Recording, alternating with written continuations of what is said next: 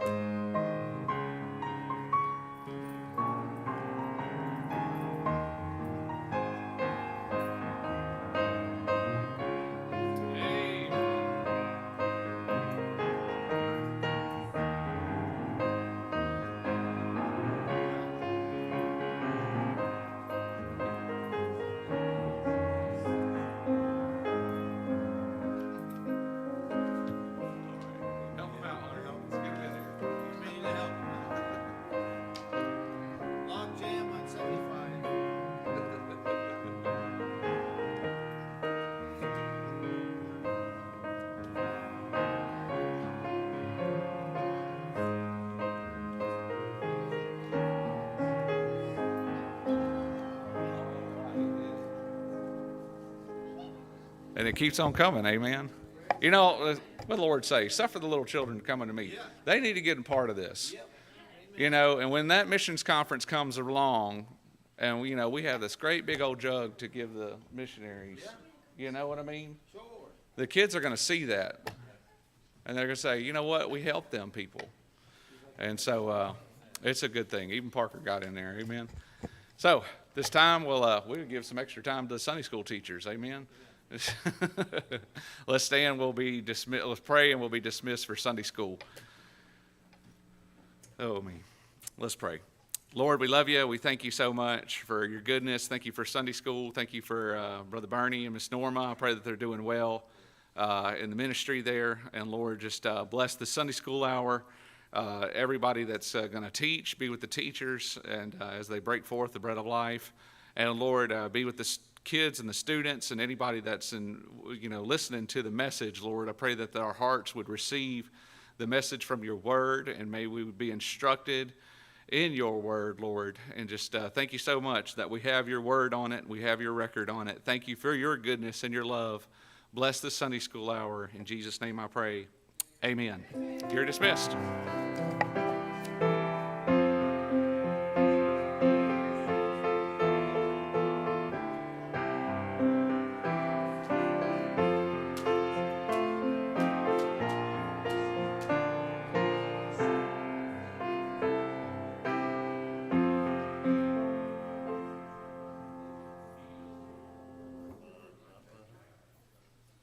Bum, bum, bum, bum.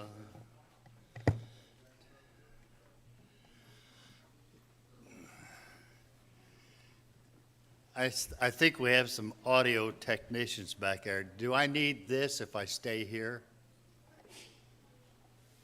Will you stay there perfectly? Because as soon as you get a foot off, they can't hear you. They can't hear you from there. No, that's far enough. You got a microphone right there. He's up here? On your right. Oh, cool. All right. I know we've got some people here who are as old or older than I. Oh, volunteers. Those of you who are at that stage in life, when did you realize that you're losing your mind? It hadn't happened yet. Can't remember? Okay. I used to kid my wife all the time because she loses her glasses a lot, reading glasses. And so I tried to get her to buy more than a couple pair. Well, that seemed to work for a while, but come on. Isn't the light supposed to come on? All right, is it on? Is the light on? No. Turn it on. All my glasses on? I'll go borrow one of my wife's pair. It's on, but it's not. Isn't it supposed to be a light lit up? Oh, now we know what happened. Okay. Anyway, if I stay here, I'm okay, is what you're saying, right? Okay. Talk about age for a second. You know, it never ceases to amaze me how dumb I am. And I admit that. You know, confession's good for the soul. So they say. And so I was thinking the other day, you know, how many times has my wife told me something that I should continuously remember? Okay? Ted, I am so bad if I go to the grocery store, I have to write down everything. I don't care if it's 2 items or 1 item, okay? I have to write it down or I'm going to forget it. I don't know if any of you have actually witnessed that in your life yet, but if you haven't, you're going to, okay? It's inevitable. It happens. But the one thing I was getting ready to say about, you know, how dumb we are. And I'm not gonna talk about people in general. I'm talking about men. Okay, we aren't the smartest creatures on earth. Okay, and it takes us a while to learn that, and it takes us even longer to admit it. Okay, so I was thinking about this story I heard before about this married couple. Been married for like 40 years or something like that. Mary and John, we'll give them a name. And they were sitting on the front porch after dinner, just relaxing in their little rockers or whatever they're sitting in. And Mary says to John, says, I want you to look across the street. There's Brenda and Bruce over there. Do you ever notice how he pays so much attention to her? You know, he's always holding her hand when they're walking down the sidewalk. He gives her those little butterfly kisses. I think you know what those are, okay? He opens the doors for her, and he's just so good. And so she looks over at her husband and says, why don't you behave like that?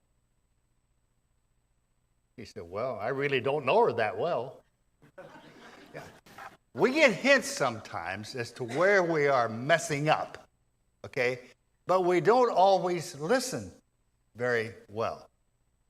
That's why I said, is there a time and place when we start to lose this? I don't think there is. I think we are so bombarded with so much stuff that's not good that we almost quit listening. Did you know if you take the word listen, L-I-S-T-E-N, you can't listen unless you're silent. Same letters, S-I-L-E-N-T. And why am I drawing this comparison to listening? Because when God speaks, he isn't doing it just so he can fill the cosmos with words. They have direction. They have purpose. And we've been in Jonah here this is going on our third week, whatever it is. And every time I go back into Jonah, I keep learning more about myself. And, you know, I think that's why the Bible is written as it is. I need to learn every day something that God wants me to do. And I've also noticed that each of you has too, because most of you in this room have been Christians for quite some time.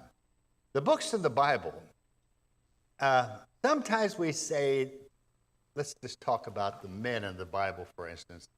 We look at them as heroes. Well, if you really wanted to look at some of these men in the Bible, I don't know what your definition of hero is, but some of them were not very heroic in their actions, their thoughts, and their deeds. Okay? So why did God write the book as he did? To help me to understand that he is always there. He's ready. He's ready to help us, and he's willing to teach us. And I don't think we ever outgrow that until we get home. So as I was thinking about Jonah this week, and we spent a lot of time the first couple of weeks talking about decision making, okay? And we talked about decision making. There's adverse consequences, and there's some good consequences depending upon the decisions we make. As you look back at your life, and by the way, I've come to a conclusion as I get older, I'm spending less time on my past. Is that just me? I don't know. I'm more concerned about the present, but I'm more excited about the future. Because I've done so many dumb things. And don't look at me like I'm different, because I'm similar to you in a lot of ways. Okay? I've done things that I shouldn't have done. And only because God is such a forgiving God that he is still with me today. But I want to make a point here about Jonah. We always start on the very first thing. He was given a very directive order. Rise and go. Okay? Now, every time we have and this is true in our marriages, okay? This is true in our rearing of our children, okay? So many times when we're provided direction, one of the questions we ask is, why? Why'd you do that? Why do I have to do that? Okay? If you've had children in your previous life, as I call it, okay, you hear that word a lot. Why? Why? Well, the worst answer is because I said so. That's not an answer, okay? I'm looking back here at the time when the order was given, and I think back to my English literature days. I loved English literature in school, in high school and college. And there was a poet laureate back in the 1880s, I think it was. His name was Lord Alfred Tennyson. And he wrote a poem that's called The Charge of the Light Brigade. Anybody ever remember reading that? Oh, you English lit people, okay? It's a story about the British forces who were invading Russian forces. I think this is in the Crimean War, okay? And the soldiers that were ready to go, this is the charge of the Light Brigade. They were told the following. This is the most famous line in that poem. Theirs is not to reason why. Theirs is but to do or die. Now, is that the command that God gave to Jonah? No. He didn't say, I'm going to kill you if you don't do it, okay? The whole thing of the poem was basically around the fact that you are trained to do certain things. That's the way the military works. Military is infamous, every branch that I know of. And I was only involved in the Air Force ROTC, so I'm not a veteran, okay? But everything is built upon, I break you down and build you up. Is that pretty close? Okay? If anybody's been in the service, that's what I hear. They got to get you to zero to bring you back to where they want you to be. And one of the things you learn very quickly in the military is that you obey the orders. All right, so now we got a situation. The message has been sent. It obviously was received because Jonah didn't say, hey, God, say that again. He decided no. So as we go back to this, we think about why did he do this? Why did Jonah run from God? The Bible doesn't really tell us. Could it have been pride? Could it be he thought he was so much better than going to Nineveh? God already said it's a sin, evil city, okay? Huge city. Did he feel he was better than they? I don't know. The Bible doesn't really tell us. But he runs. You think about people in the Bible, what I called earlier some of our heroes. God loves everyone, even the disobedient. That's hard for us to accept sometimes. There's not a one of us who has always obeyed as a Christian.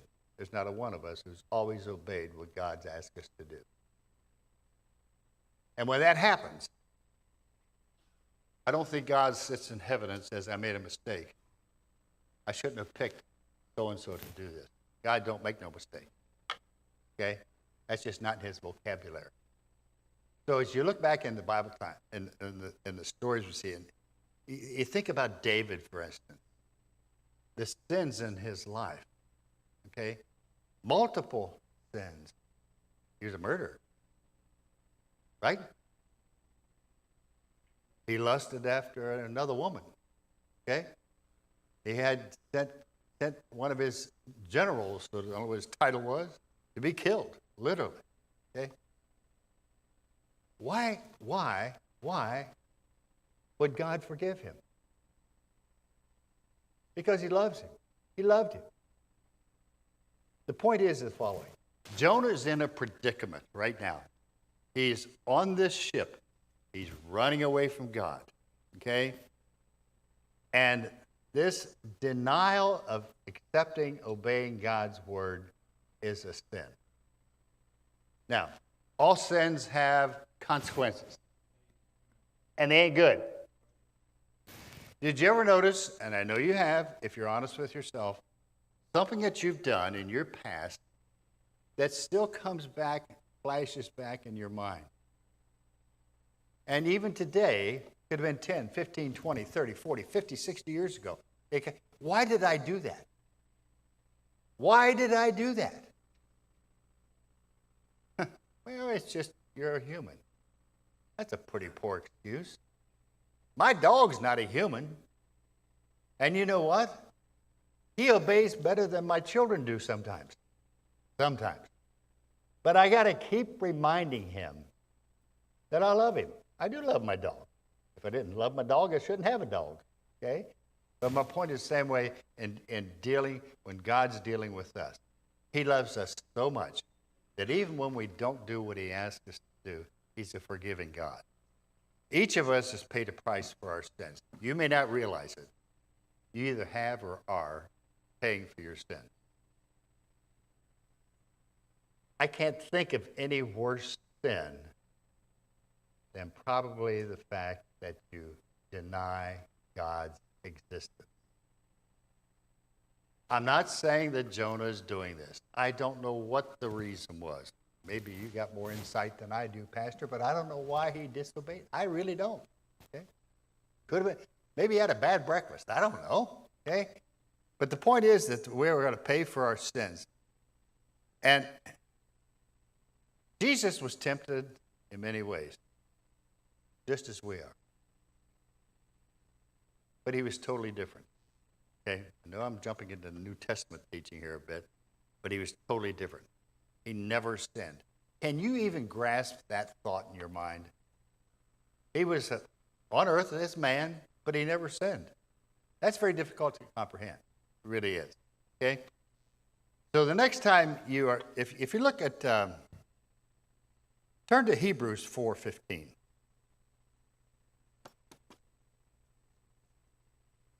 If I turn there, we'll be there together.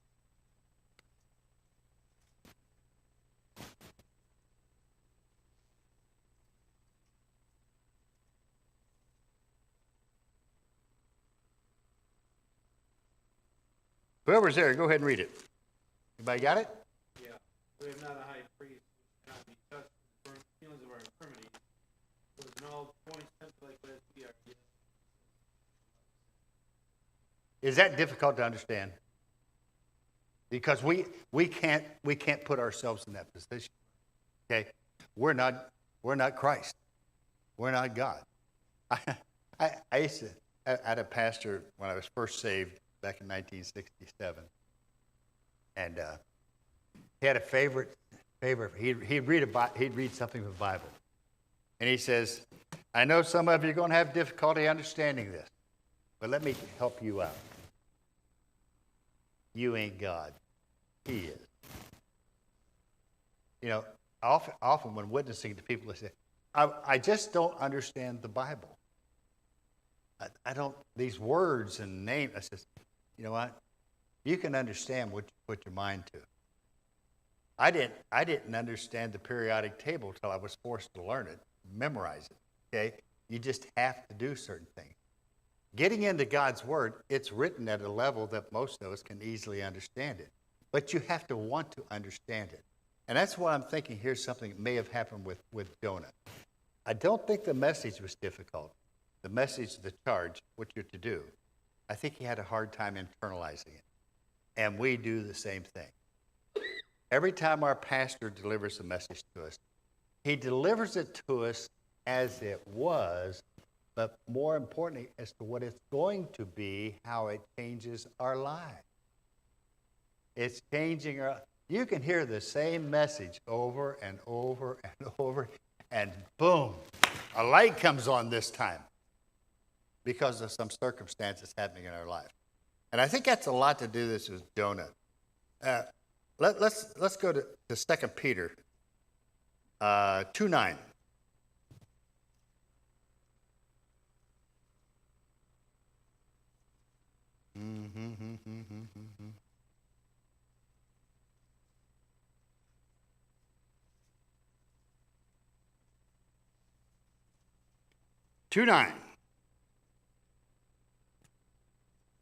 The Lord knoweth how to deliver the godly out of temptation. Are we confronted with temptations It seems like it in my life all the time. Okay? But the Lord knoweth how to deliver the godly out of temptations, and to reserve the unjust unto the day of judgment to be punished. The fact remains is, God's always there. He's always there. He's here now with Jonah if we go back into our study. There's no evidence in the Bible that Jonah intentionally disobeyed God's command to go to Nineveh. So what could have caused him to run away? I've mentioned some of those things already. And before I get into some of them, which could be, I want you to think about this in your own life. Are any of these things ever entered your life when God told you to do something? And by the way, does God tell you to do something, or does he ask you to do something?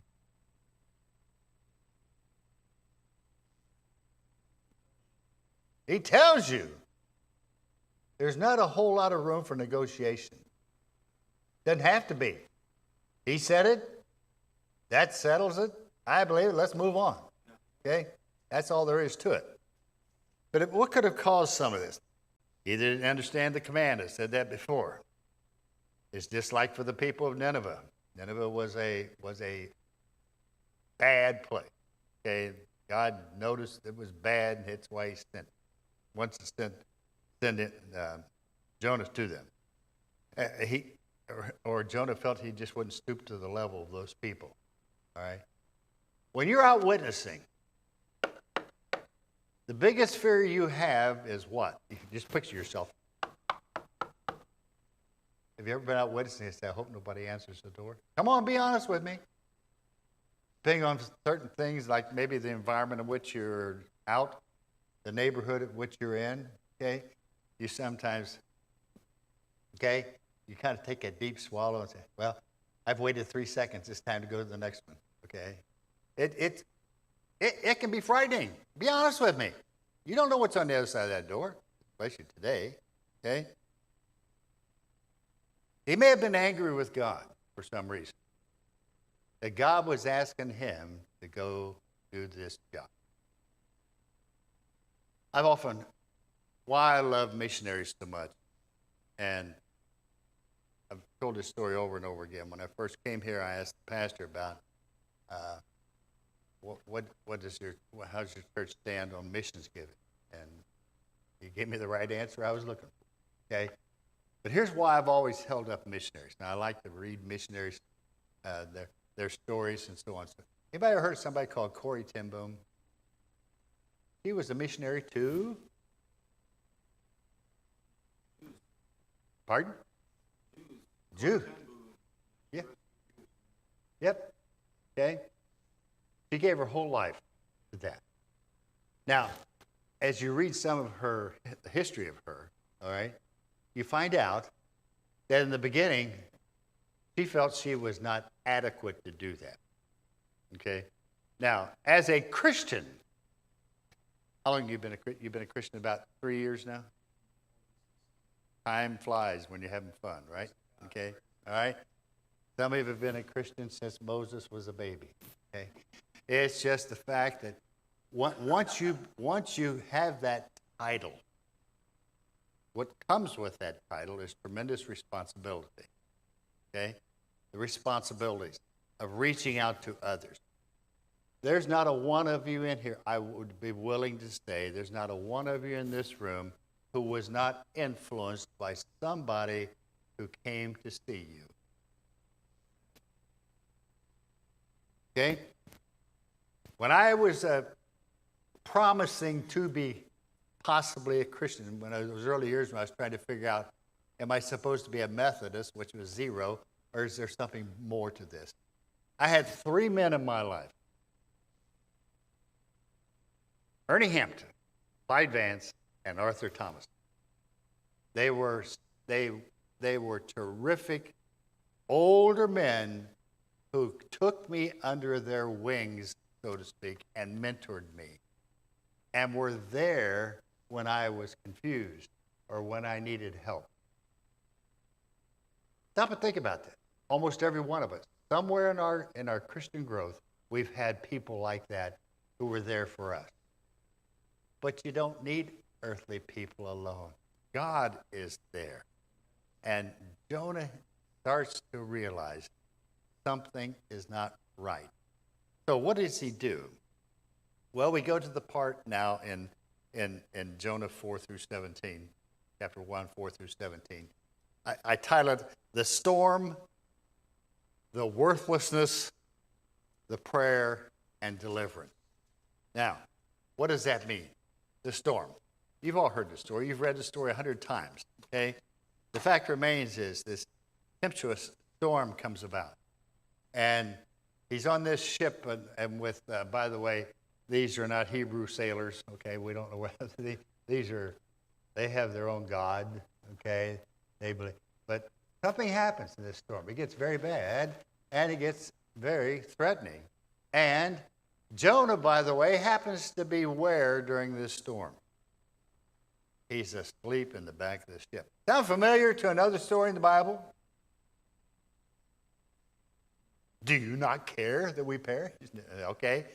He's still running. He's running. He's on this ship, but he's hiding. But they know the story. They ask him where he comes from. What is your nationality? What's your purpose? And he's truthful. He tells them that he is not follow the directions of his God. Okay? And so he goes through all this show, so to speak, of trying to hide from God, to run from God. And by the way, we all know that's not possible. You can't run from God. You can't hide from God. But look at this. Look at verse number 10 in chapter 1. Then were the men exceedingly afraid and said unto him, Jonah, why hast thou done this? For the men knew that he fled from the presence of the Lord. That's a rerun of chapter 1, or verse number 3, where at the end it says, from the presence of the Lord. So they knew where he was, what he had done, and so on and so forth.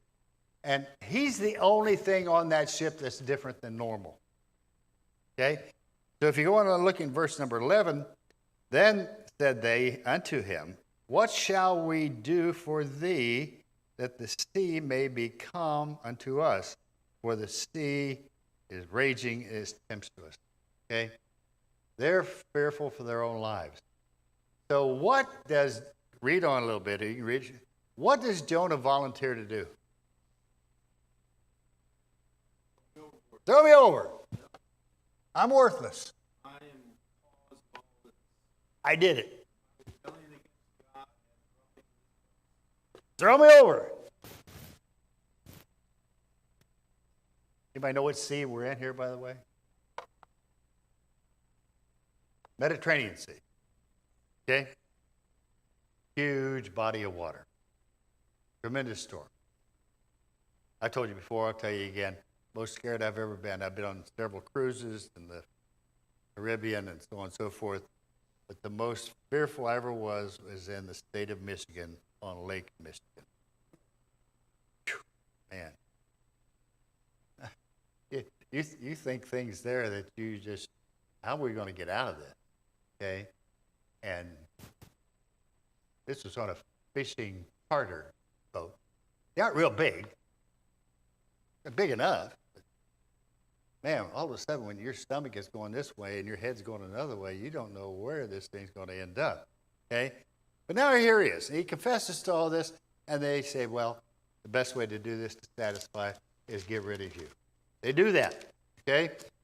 So as you think about the fact that he's in the storm, he's in this position of being worthless, is he even saying to himself, and he says, I should die.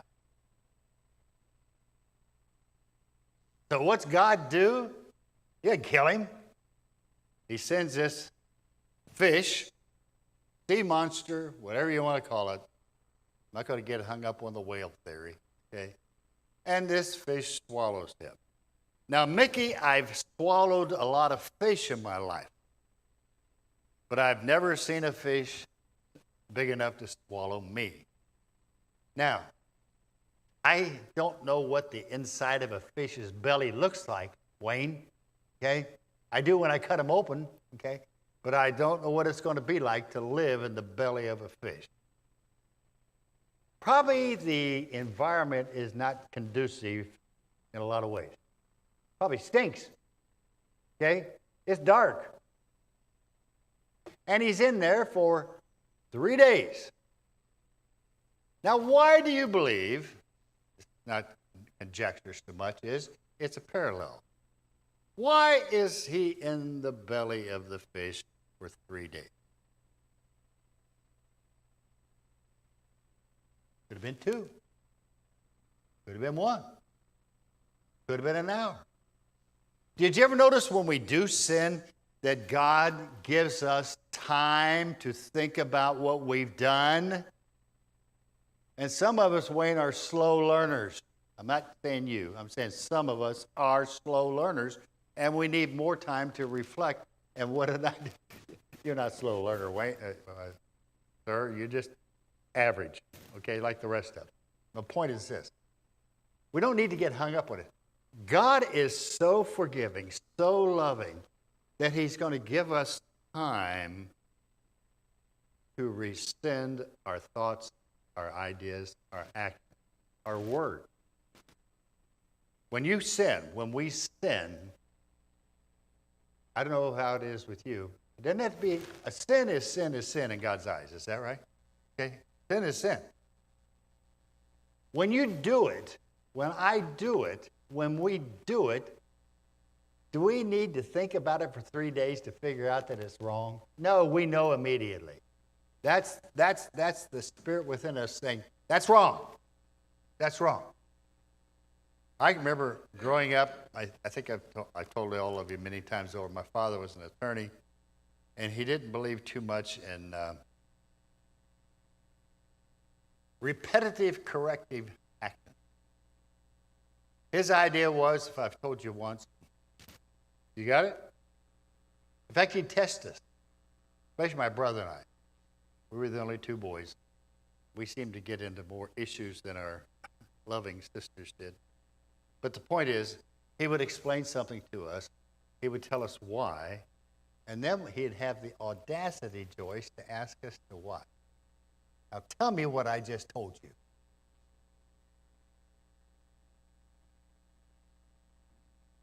When you have to listen well enough, because you know you're going to get asked that question.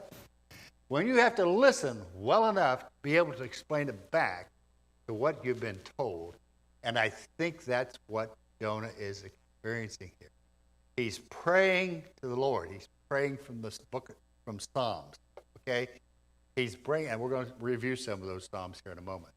But my point is that God has given him time to think about what he has done. This is totally out, how do you say this sometimes? Just out in left field, or I'm chasing something. You know, we got a huge problem today with the homeless, opioid crisis, okay, drug crisis, okay. I've got a solution. Want to hear it? It's the only solution. Now, the question is, who is going to deliver the message? Now, is it sin when we know and we don't do? Yeah. Okay? Is God waiting? We just experienced revival. Okay, now don't shoot arrows at me here. Okay? I've always had difficulty with understanding most people's interpretation of revival. Revival is not for the world. Revival is you, me. Now, well, we got through this one for 2020. What year was it? 22? Okay. When's our next one coming up? Could it be tomorrow? Could it be today? Talk to me. Individually. I don't need a calendar to know when I need to be revived. And Jonah is starting to experience this. In the worst of conditions. Like I said, I've never been in the belly of a fish before. It's dark. It stinks. And there's only one way in and one way out of a fish that I know of. Okay? Unless you got a different kind of fish. Okay? So he's here and he's starting to realize that it's time for him to get back to God. And he gets in the Psalms. And that's where we're going to go here for just a second. I just want to review a couple of them with you. Look at Psalms 18, 4 through 6. And you all know how I love the book of Psalms. And go ahead and ask me why I love the book of Psalms. The book of Psalms, to me, is the most, I think I'm coining a word here, quietening of the soul book in the Bible. I can relate to it because I've done a lot of the things that these Psalms talk about. Okay, and the one thing about Psalms, the one thing about God's Word is, He describes a situation. Okay, it's this, but He doesn't end with that. What's He give you? A solution, a way out. And Jonah's starting to realize this. I'm going to go back to what I've heard, what I grew up in the book of Psalms. And we're in Psalm, what did I say, 18, 4 through 6. It says, the sorrows of death compassed me, and the floods of ungodly men made me afraid. The sorrows of hell compassed me about. The snares of death were round about me. In my distress, I called upon the Lord. You can underline that. It's so many times in Psalms. I called. Now, X hours before, he was running from God. Now he's coming back, okay? And cried unto God. He heard my voice out of his temple, and my cry came before him, even into his ears. We all realize that when we get to that place where I've got myself into something that I cannot work myself out of, there's only one answer. So I talked to you about ago, the homeless, the drug problems, there's only one answer. It's Christ. If you stop and think about, if we'd invested, and stop and think about that. You remember Betty Ford? I think was that her name? Yeah. Betty Ford? Just say no to drugs. I don't know when the Ford administration was, but it's quite a few years ago. I would estimate, don't ask me, you can't prove it, I would estimate we've spent billions of dollars on drug prevention, homeless. We've got it now down to the place, it's all mental illness, it's this, it's that. We got to create this new thing. We got to break it. If we had invested those monies in such a way to build up missionaries from the local church to be out with these people to help them to see the light. Hey, don't worry about no to drugs, yes to God. Okay? The point is this. When we get in these predicaments, we can learn a lot from our Bible characters. Okay? It says, forgiveness is man's deepest need and highest achievement. I'll say that again. Forgiveness is man's deepest need and highest achievement. Remember a while ago when I quoted you the charge of the Light Brigade? Theirs is not the reason why. Theirs is but to do or die. I want you to know that was one of the vows I had to give at our wedding. No, I'm just kidding. Okay? But you come to the place of realization, okay, that I need to forgive people. God forgives even the worst of us and the best of us. And it's the highest achievement. Now, it's been said the wages of sin is death.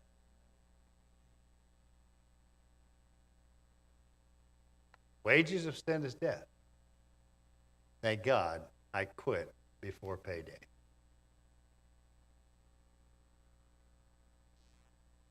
You get all that?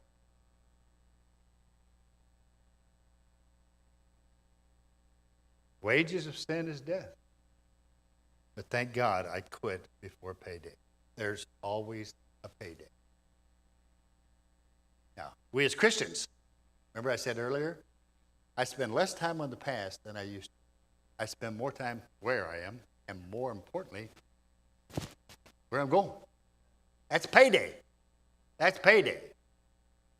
I always get the morning paper. Don't ask me why. I'm old, Ted. I'm just old. I do that all the time. I've been doing it since I was 16 years old, okay?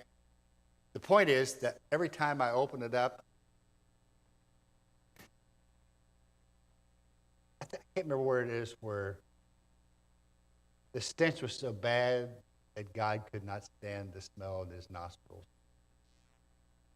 That's what today is. You cannot open the paper, Joyce. You cannot watch the news without the smell of stench. And I don't like to smell stinky things for people. Point is, there's only one way that I can get rid of that. And that's by looking to God and his word, just as Jonah is starting to realize that there's an outcome here that he is going to learn. It'll be a difficult learning process, but we all learn from things we do. Whether it be good or whether it be bad, we learn. So I'll leave you with this thought. As you think about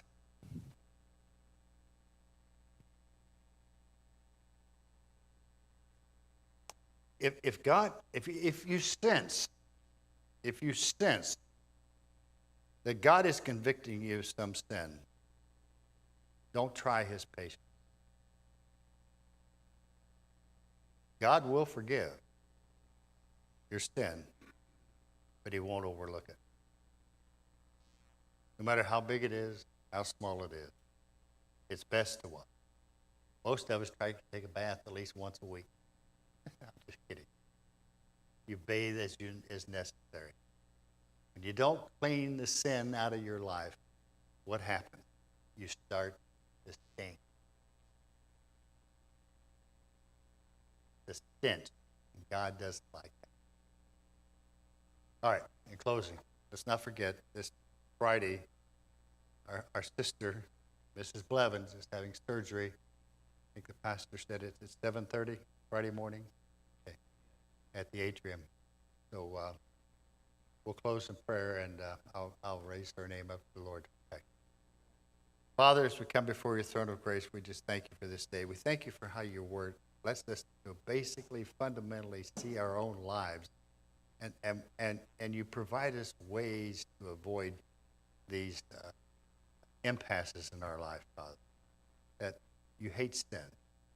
That, Father, that we have so much to be obtained from you, from your word, by just listening, obeying, and following through.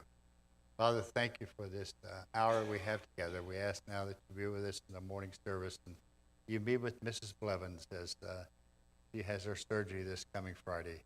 And Father, we just ask you to bless the doctors, touch their hands, and Father, that she'll have a speedy recovery. Father, we claim all this in your name. For in Christ's name we pray. Amen.